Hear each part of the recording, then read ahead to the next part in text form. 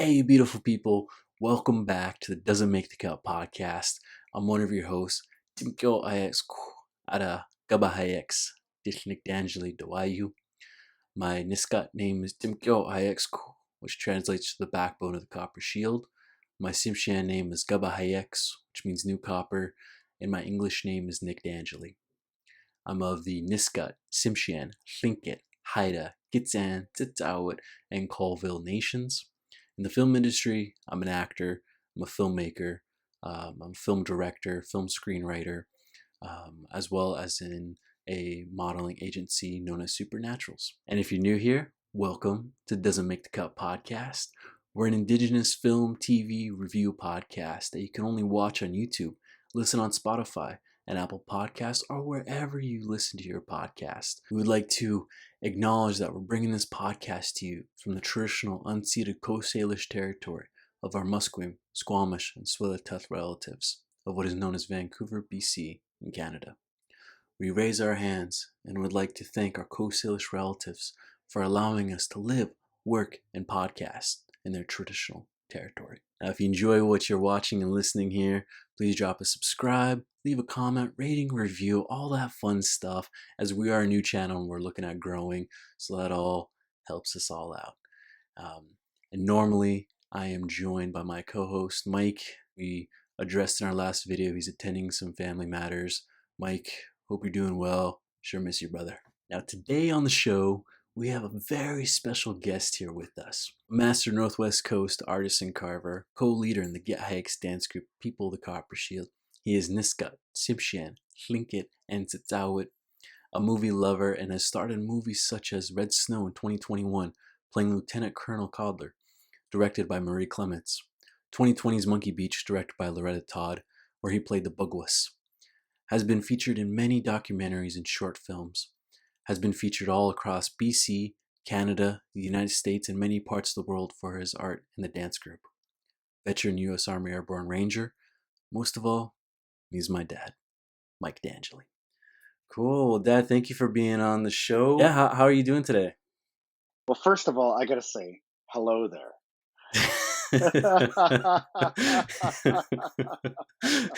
I gotta get my geekhood out there, man. I'm an OG fanboy. Yeah.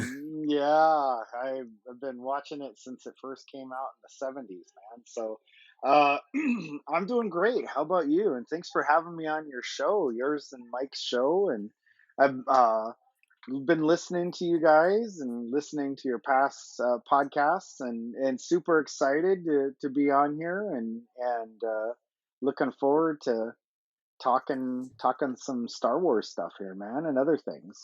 Yeah. Oh, no, thank you, Dad. Thank you.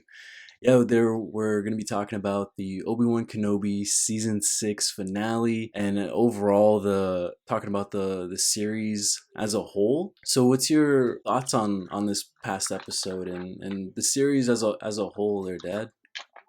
So the series, I thought six episodes is not nearly enough to tell and to get in depth into the story.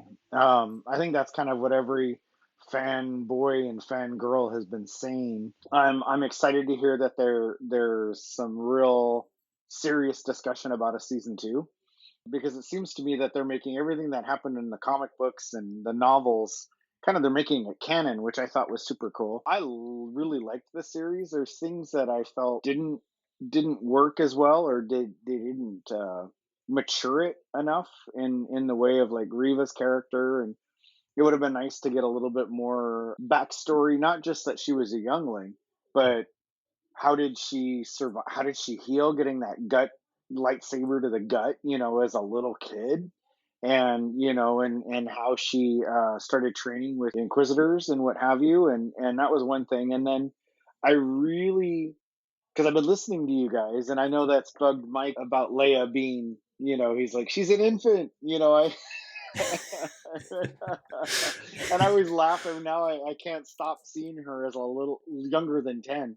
But there's some, I mean, you look at Carrie Fisher, and she was vertically challenged because she was only like what, 5 foot, 5'1", 5'2". Yeah. So maybe that's what Leia was, right? She was the short one. So I thought with her character and Obi-Wan coming together, it's a bit of a shock in the way of the way they had in the New Hope, and how she didn't really react to seeing Obi-Wan Kenobi passing away. Now they're, of course, they're trying to retcon and change some things, and they're like, oh, did you see her face when he got, when Darth Vader, struck him down? You could see the look of shock and horror on her face, but they focused on Luke, and as they always do, it was nice to see them go outside of the norm of a boy and a man coming together and doing this work. It was nice to see that they were focusing on a female character who is so loved in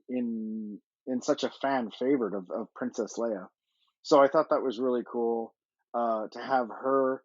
I really liked how Obi-Wan went through uh, his, me being a veteran. I understood, kind of where he was at, as him being a veteran and going through not only the loss of his soldiers, but also being turned against, but due to the order, right? Him having to go into hiding, and then basically everything that he knew in his life that he's had since he was a youngling, completely gone. So just the amount of trauma that he was dealing with as a Jedi and as a soldier and as a general, and then losing his best friend and his wife, and having to go into hiding, just as a completely lack of faith, I thought was it really interesting how they played it out. I gotta say, I love the season finale. I love that he got his butt kicked, and then, twice he got his butt kicked by Vader, twice being drugged through the fire and everything. And then when they were on that moon planet, the rocks falling on him, I thought that was, spoiler alert, sorry. No, no, go ahead. No, yeah, yeah. Before we were doing like a half full review and then spoilers, Okay. but then now it kind of just went into what is, if anyone listening or watching, we're just doing the full spoilers, Okay. so no worries. I was blown away with how he found himself, and that was something that he kept hearing through the whole series, even when Qui-Gon was alive. You got to be mindful of the living force, and he was so focused on what happened, what I did, what I could have done better, what I should have done. And I find that to be something that's a trope, but also what we deal with every day as human beings. What could I have done better? Shoulda, coulda, woulda is always stopping people from things instead of being mindful in the present, living life to the fullest. And for him, the living force, being in the moment. I thought that was a really beautiful lesson in how he became like super Obi-Wan there, man. I thought that was pretty badass to watch him lift all, those rocks exploding, and him kind of doing his force jump out and sneaking up on Vader. I thought that was pretty badass. Yeah. Oh my goodness. Yeah. So much. I know. I definitely agree with you on all that, because like it's so much of this episode. I felt like was really dedicated to a lot of fan service, and you know Yes. and particularly too, like with the series as a whole. Yeah, looking back now, I think it might have, I don't know, it could have been a little bit more structured if it was maybe a movie. The Inquisitor storyline as well, because especially like I did enjoy Reva's character arc, but I felt like that it kind of was trying to compete with Obi-Wan's current storyline, which, his storyline itself, like you were saying about like, his reconnection back to the Force, of becoming a Jedi again. That's a huge story right there. So yeah, yeah, I think, of course, just looking back at the series as a whole, maybe it could have been a little bit more effective that way. But I really enjoyed what we got, especially in this episode, because dang, there was some good stuff. I really did enjoy that fight between Obi-Wan and Vader over on the moon, and Oh, yeah. hells yeah. So I watched it last night when we got home Hmm. from our performances. Your little waggy, your little brother, who's only 2.5. He was only half watching. He loves the Mandalorian. He just likes He loves the Star Wars crawl when I watch it. But when Darth Vader and Obi-Wan started fighting, he couldn't take his eyes off the TV. And that's a 2.5-year-old. I thought that was pretty cool. I was like, awesome, we're raising another fanboy.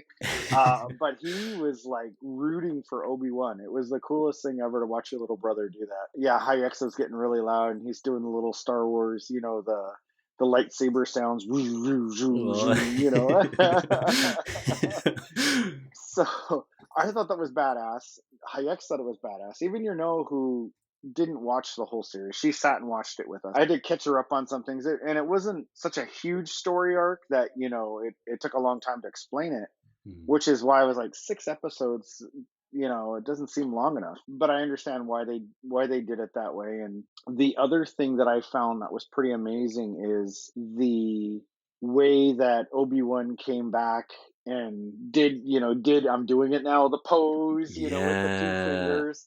And I was like, woo, and your little brother was doing the same thing along with me because I was getting excited, so he got excited. It's pretty badass to see that. And I'm hooting and hollering and clapping. I had to rewind it a couple of times because I missed some of the dialogue. I was getting so excited, Oh. totally geeking out. I had a blast though, and the one thing I really did like is how he lifted up all those rocks behind him and just threw them at Vader. And I thought, well, there's some interesting parallels with that between that's a trick Vader learned to use on Luke in Empire Strikes Back and on Bespin, and he was throwing all the crates and the containers at Luke. I thought, oh, so he did learn. He did become the master. Right. Right. Yeah. Oh, I know that was such a freaking badass scene because yeah, I was doing the same thing. Oh, what was I doing that night? I was able to watch it right when midnight hit Oh for wow. Wednesday. Yeah, that was I was just the moment they were just like going head to head because they were setting it up. I knew like it was gonna be there was something big that was gonna be happening for this, Yeah. and yeah, I think they definitely did hit it out of the park, and you know just like their overall dialogue, like it wasn't as I guess grand and big as like their fight on Revenge of the Sith, and it didn't have to be because it's 10 10 years afterwards, Yeah. and just the way both the characters are, that it just felt more intimate, and it felt like yeah the way like their dialogue was going back and forth. I really liked one part where they were like back to back with each other at one point, and that kind of Yeah. played like a homage to like the previous episode when they were in the training session. Yeah. And so it was just a nice callback, and yeah, like you know seeing Obi-Wan going back into you know being a Jedi again, and oh, it was just yeah, I really really enjoyed it, and especially like a lot of like the visuals on there were really good, like yeah, with the rock lifting and the lighting. I'd say even Yeah. with the lighting, the scene where towards the end after Obi-Wan slices Vader's helmet, I thought that Yeah. was an amazing imagery because we do see half of Anakin and then half of Vader, Yeah. and that even plays into a scene in the Rebels series because a similar thing happened in that too. Yeah, with Ahsoka, I haven't watched that one yet, and I'm really excited. I was like, okay, I got to go watch this, and like the cartoons, and I was telling you that kind of off. You and I've been talking about it for years, and Hmm. I always felt like the cartoons were more for the kids, but I started watching Clone Wars, and it Yeah. really isn't. I was blown away on how kind of adult they really are. Yeah, yeah, no, that's for sure. Because I've been doing the same thing. I've been dedicating my Wednesdays to basically like a Star Wars day. Yeah, because there's so much of the Clone Wars series I've been meaning to catch up on. I think I'm just about to start on season 4 now. Okay, Um, I think you and I are around the same place with watching those, so. oh Yeah. wow. The other thing that you were talking about with the fight scene, Mhm. and they were back to back. I really loved how Obi-Wan used the Force, but he also used that Jedi martial arts by grabbing Vader by the arm and pulling him forward, and kind of knocking him, off his center there. I thought that was That was pretty badass because I mean, even hitting his life support system with the back of the lightsaber, he was Oh, fighting like I know he was fighting for his life, but he was getting a bit dirty, and I thought that was pretty damn cool. he wasn't messing around there. No, and that was kind of like I was saying, the super Ben Kenobi there. I thought that was pretty cool because it reminds me of those old those TV shows you used to watch back in the day when they had the fight scenes for a whole week, Dragon Ball Z. Oh yeah. And then watching him, going into that Super Saiyan. So he went into that Super Jedi mode, was even stronger than he had ever been. And I watched a few breakdowns and other people talking about it, and I really agree with how they were talking about how come Vader was so weak. When he was fighting Riva, he didn't even lift out his lightsaber. He used hers after he broke it. Yeah. And he's just using the Force. I thought that was pretty badass. But that's a complete Sith thing of you're not worth. I know Palpatine, Sidious doesn't believe in using the lightsaber.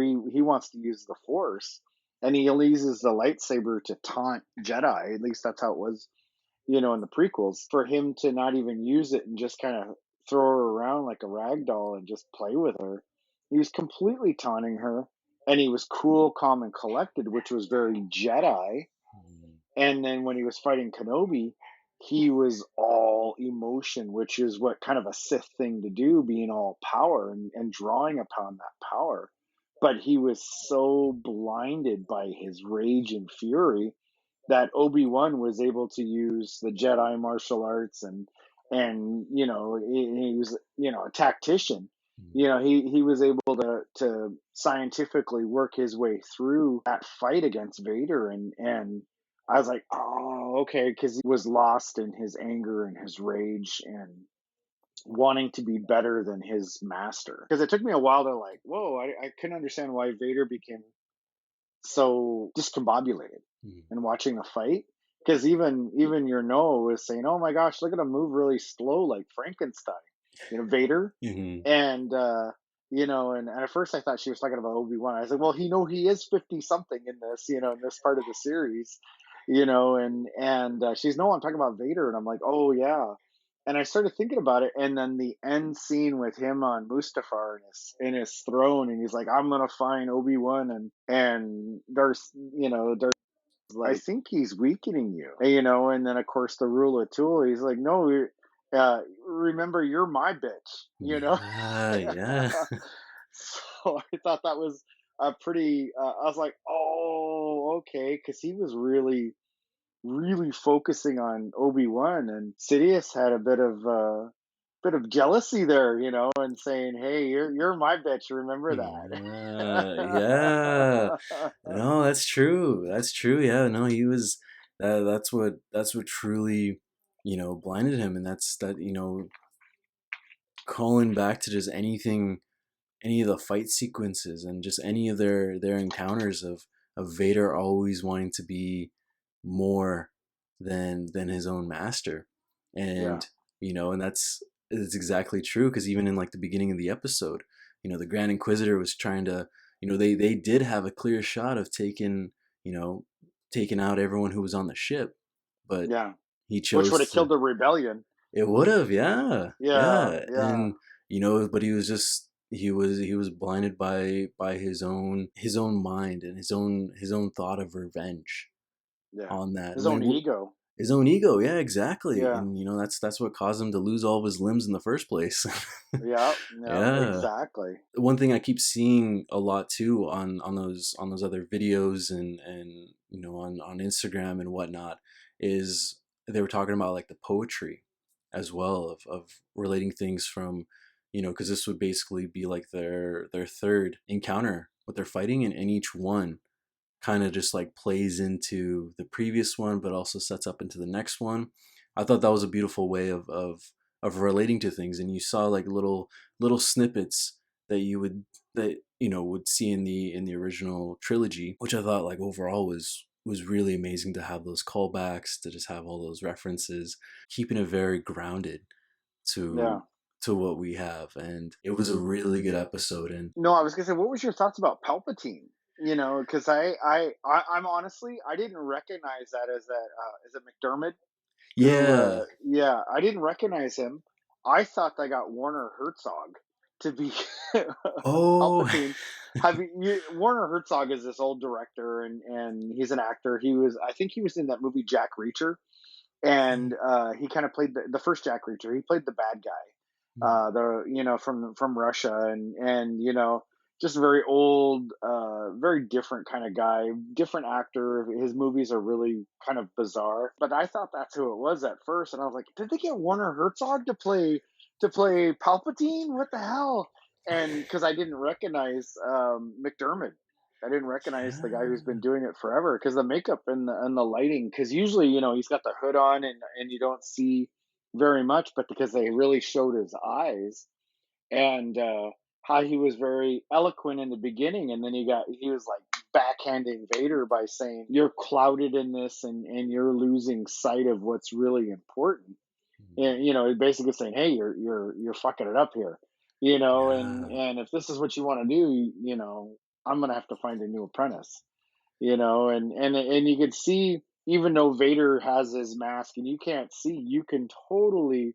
I love, there's that T-shirt that says the many faces of Vader, and it's all happy, sad, angry, frustrated, and it's all the same face. Yeah. But I was watching that and I'm like, oh, he's totally having his pouting session underneath that mask, and he's just biting his tongue to not to and he's like sitting, and then he kind of slumps back and he sits down a little bit and he goes, he means nothing to me. Obi-Wan means nothing. And that was kind of in one session, it made him go from a student learner that he was talking about in A New Hope to a master by saying, "You're right. I have bigger fish to fry, and I got more important things to do than to go hunt down this old guy." And I thought that was quite a brilliant play, because if they don't do a season two, it jumps 10 years later into New Hope. I hope they do, because it would be really cool to see him do those things and fight. What's his name, Black Chrysanthemum, or the Wookiee.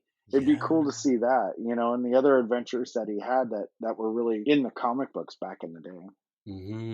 No, that's for sure. Cameo surprise from Palpatine there. Yeah, I didn't think we'd see him in there. And yeah, you're right. Like the makeup and stuff. It just he he looked even like, I don't know. He just looked pretty damn dark, and Yeah. um, it's just interesting. Like we're able to see that that brief scene, but that really ties into like their overall relationship of how they've been ties to Vader, and able to find those words to really like strike him in and really just like keep him as his own puppet. And Well, and very, very, like a parent too. When mhm, I know you and your brother get. I don't have to yell at you guys, but I'll say I'm really disappointed, and I could see you guys' right, shoulders drop, and that's apparent. So what Palpatine was doing was also very parental, mhm, by saying what he was, but it was also very manipulative in that aspect, as well as his master, his parent, kind of his boss. It mhm. was it was pretty amazing to see that. Yeah, yeah, no, exactly.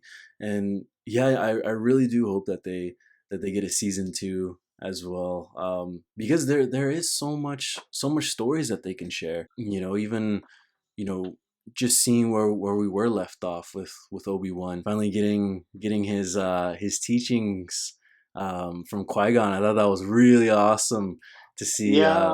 to see that. Yeah, because there's so much story they have in so many years. I mean, if they don't end up doing it, because I know they have like tons of other things that they have lined up, but honestly, like I can definitely see them working on maybe a season two. Hell, even like Darth Maul, he's still kicking around there with all the refugees there. That there are Jedi still around, so maybe Obi-Wan can find someone like one of the Jedis that he saw was Quinlan Voss, one of his writings on the wall.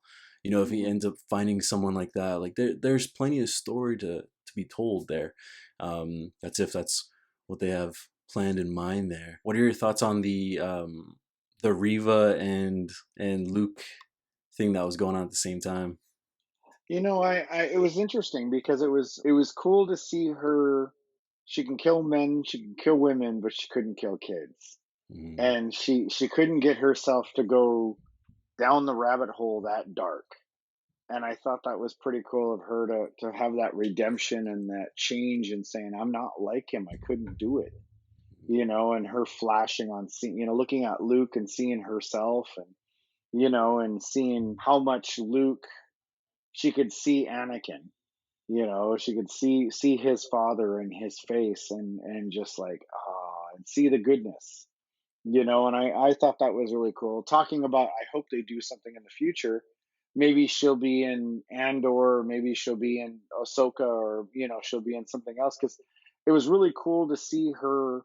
She's a new character, but it would be really cool to see her. Maybe she'll have her own spin-off. Who knows? Maybe she'll be walking the area, and trying to do good things or whatever, and or be an anti-hero. Who knows how they'll do that. But it would be nice to see some sort of progression in that. And it was really, and I was disappointed that Luke was asleep the whole time because he never got to see a lightsaber. Which, again, of course, that makes sense why Obi-Wan Kenobi was explaining it to him in A New Hope.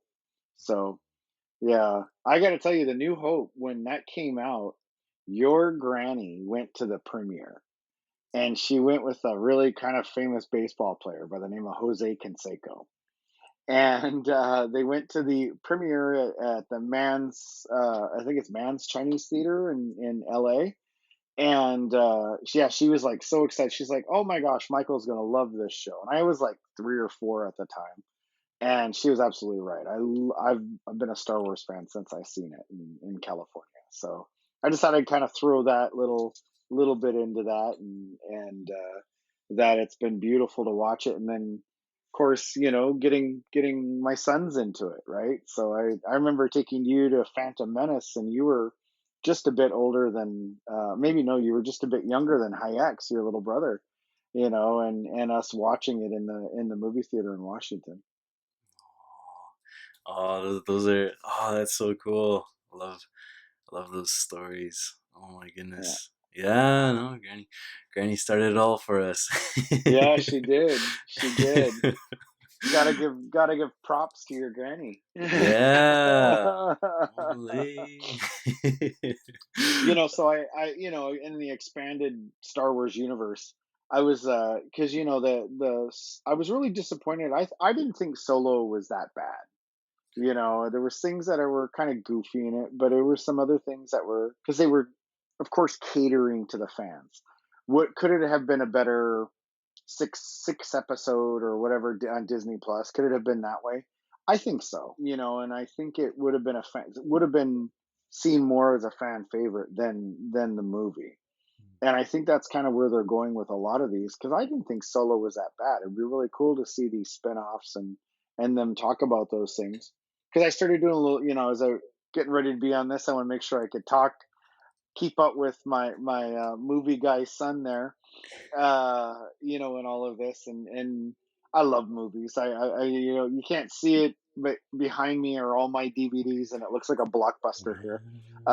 With the few thousand DVDs here. The started looking into it, and they were talking about in one of some fan theory or whatever that Han Solo is actually was a misnomer. Like it was he misheard his name, or the misheard his name, that he's actually Hansel Organa. He's the lost child of Bail Organa and his wife from Alderaan. And I saw that and I'm like, freaking George Lucas loves those weird stories of brothers and sisters falling in love, which I thought was like, don't do that. That's ridiculous. And so I thought I would kind of throw that out there, because looking at your reaction is like, Jesus, and that was my reaction when I read that last night. So Jeez. Incest just gets deeper and deeper. I know, right? Luke and Leia, Holy. and yeah, but Jeez. they're only Almost. adopted, and I'm like, good gravy. There's all these universes and planets. Come on, man. Why do Jeez. that? Why do that? Because I think that kind of ruins it as well. And I'm glad they either didn't go that direction, or if it was maybe I might have misread it, but I thought that was the most ridiculous because it had all these names that Han Solo had used before, and I thought they did a great job in Solo and saying, Han, what's your last name? And he goes, I'm all by myself. And he goes, all right, Solo. And I thought that was a great way of doing it. And then he ends up, in the books and in the comics, he ends up having all these kids, and they become the new Jedi into the new future. So Yeah, yeah, no, no, exactly. I definitely agree with you on that. Like a lot of these properties, yeah, they could have, that's, I think that's what the really good benefit of being able to adapt them, either having that option of having either a movie or place them into like a TV like mini series, or full on, stuff that we have like with the Mandalorian, with full on, many seasons.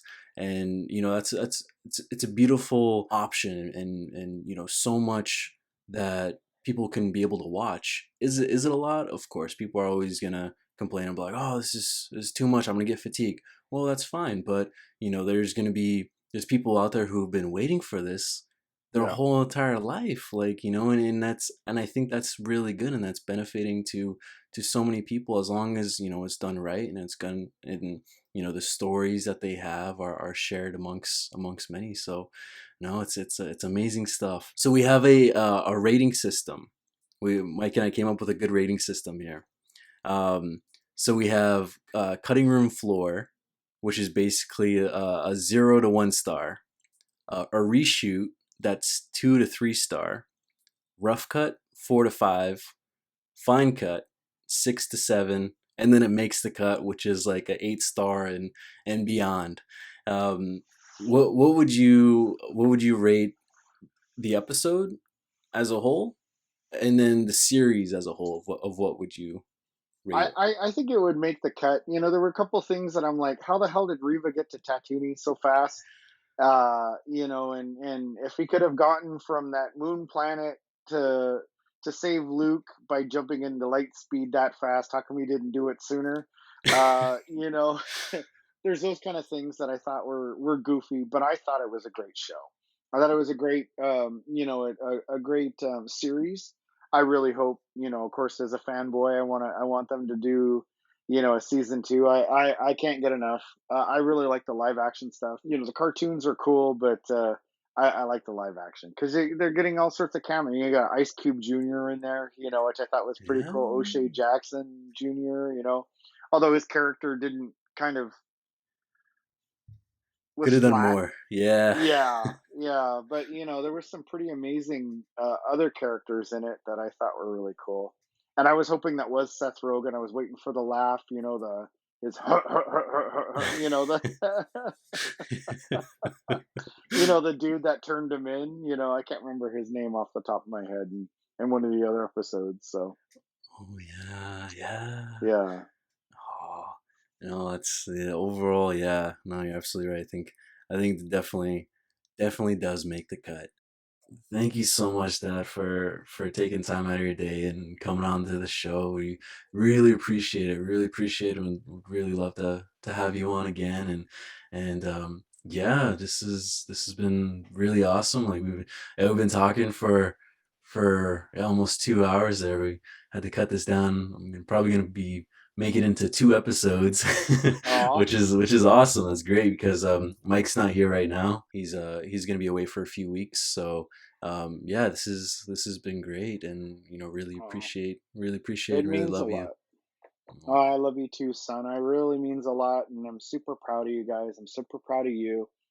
Podcasts are awesome. I listen to them all the time. I like WTF with Mark Maron, because oh, again, talking about actors and everything under the sun.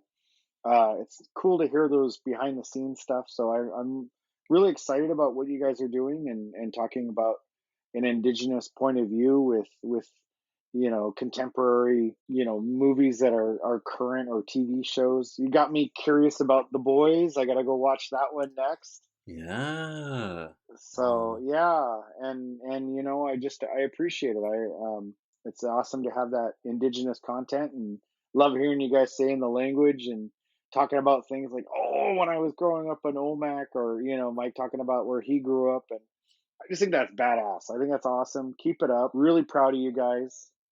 I love you, son. Thank you for having me on it. That's for sure. That's for sure. Thank you, Dad. Um, so where can people find you on social media and catch up with all the amazing work you're doing? Oh, awesome. So we have our Get Hayeks, gethayeks.com. You can look at us on Instagram at Mike Dangeli or at Get Hayeks. And of course, on Facebook, I got my artist page, Mike Dangeli, Nisga'a Artist, and Get Hayeks, People of the Copper Shield on Facebook. I know I got to get a website. I keep dragging my feet on that. That's on my list of to-dos.